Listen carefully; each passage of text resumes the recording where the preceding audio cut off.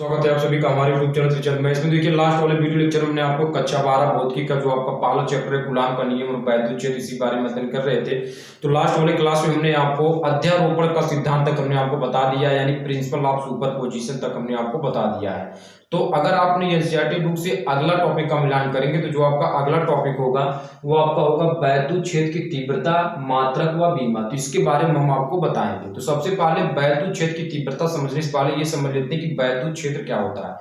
तो इसको आप इस तरीके से समझ सकते हैं, जैसे मान लीजिए कोई व्यक्ति है तो उस व्यक्ति का कोई ना कोई क्षेत्र होता है कि जहां तक के व्यक्ति उसको जानते हैं। बिल्कुल उसी तरीके से आप वैद्युत क्षेत्र भी समझ सकते हैं कि वैद्युत क्षेत्र का मतलब क्या होता है कि वैद्युत जहां तक की वस्तुओं को अपनी ओर आकर्षित और प्रतिकर्षित कर सके उसे हम क्या बोलते हैं, वैद्युत क्षेत्र कहते हैं। बात को समझिए कि अगर कोई व्यक्ति है तो उस व्यक्ति का कोई ना कोई एक क्षेत्र होता है जहां तक कि व्यक्ति उसको जानते हैं। ठीक है, तो बिल्कुल उसी तरीके से आप ये समझ सकते हैं कि वैद्युत क्षेत्र क्या होता है। वैद्युत जहां तक की वस्तुओं को अपनी ओर आकर्षित अथवा प्रतिकर्षित कर सके उसे हम क्या बोलते हैं, वैद्युत क्षेत्र कहते हैं। अब इसको समझना है, हमको वैद्युत क्षेत्र की तीव्रता के बारे में समझना है।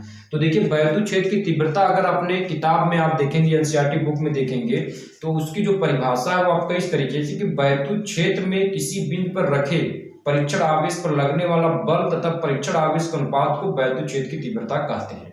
यानी ये हम कह सकते हैं जैसे ये हमारे पास क्या है, वैद्युत क्षेत्र है और इस पे हमने वैद्युत क्षेत्र किसी बिंदु पर चाहे जहां हमने यानी हमको रखना है वैद्युत क्षेत्र में ही। तो मान लेते हैं हमारे पास इस पॉइंट पर हमने एक धन परीक्षण आवेश रख दिया और यहाँ पर एक जो बल किसको डिनोट करते हैं, से ठीक है। तो यानी हमने क्या किया, वैद्युत क्षेत्र भी हमारे पास है जहां तक कि कोई भी वस्तु को अपने ओर आकर्षित और प्रतिकर्षित कर सके। ठीक है, और यहाँ पर हमने एक टेस्टिंग चार्ज रख दिया प्लस Q0। ठीक है, और यहाँ से यहाँ तक आपका क्या लगेगा, बल होगा क्योंकि धन परीक्षण आवेश है। तो वैद्युत क्षेत्र में किसी बिंदु पर रखे परीक्षण आवेश पर लगने वाला बल तथा परीक्षण आवेश का अनुपात को क्या बोलते हैं, वैद्युत क्षेत्र की तीव्रता बोलते हैं। तो बल को आप किससे डिनोट करेंगे, F से, और ये वैद्युत क्षेत्र की तीव्रता क्या होती है, सदिश राशि होती है, तो इसलिए हम इसको वेक्टर दिखाएंगे। तो यानी अब ये कह सकते हैं कि वैद्युत क्षेत्र की तीव्रता को किससे डिनोट करते हैं, वेक्टर ई से डिनोट करेंगे, क्योंकि ई से डिनोट करते हैं लेकिन तीव्रता यानी वैद्युत क्षेत्र की तीव्रता है तो आपका क्या होता है, सदिश राशि होती है। तो इसमें हम वेक्टर लगा देते हैं। तो वेक्टर ई बराबर क्या होता है, वेक्टर F अपान Q0।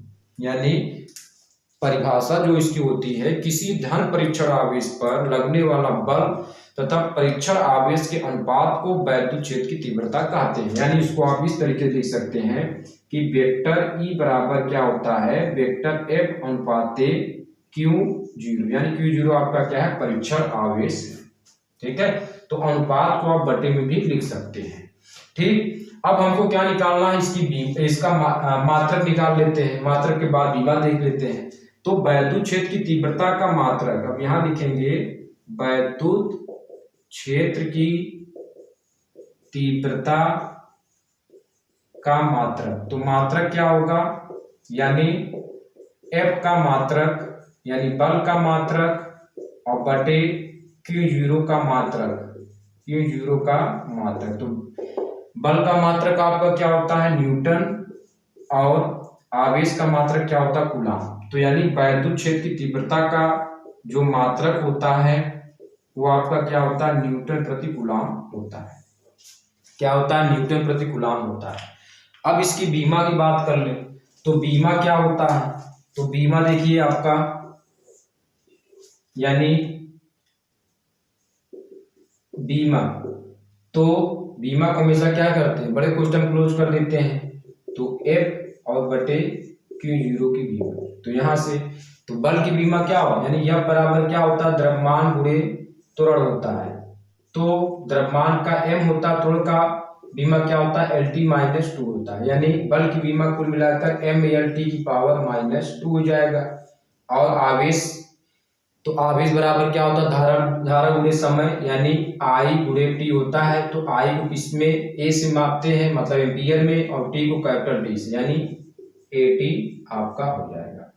तो यहां से आपका क्या हो जाएगा, यानी mLT-2, इसको ऊपर ले जाएंगे तो A की पावर -1, T की पावर -1। ठीक, ये तो E बराबर आपका यानी वैद्युत क्षेत्र की तीव्रता E की बीमा आपका क्या हो जाएगा, M अब देखिए एल टी की पावर -2 टी की पावर -1 तो टी की पावर -3 और ए की पावर -1 ये हो जाएगा।